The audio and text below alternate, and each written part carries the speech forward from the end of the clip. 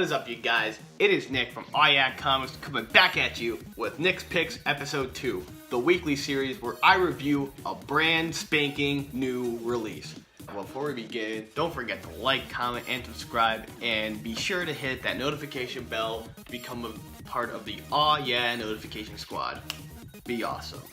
Now, in this episode, because you, the people, demanded it, I'm reviewing Pearl Issue 1 from Brian Michael Bendis and Michael Gaydos, the same creative team who worked on Alias or Jessica Jones.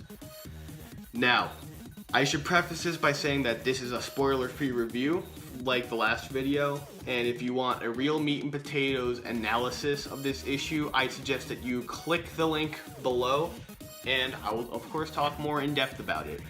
Now, onto the issue itself.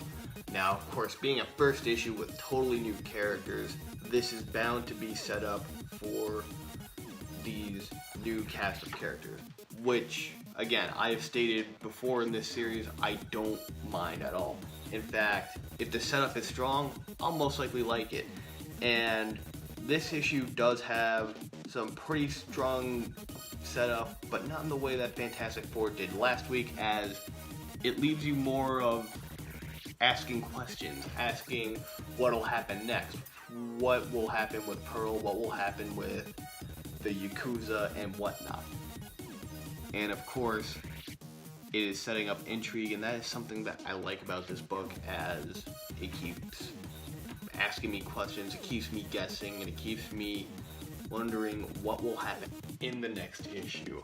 Now, as for other aspects of it, the dialogue is pretty strong. There's some pretty good back and forth between Pearl and other characters. There is, of course, some action in this as well, which, of course, anyone will appreciate. And as for my final verdict, this book is interesting. This book has a lot of intrigue into it. It'll ask you a lot of questions. It'll keep you guessing on where this will go next.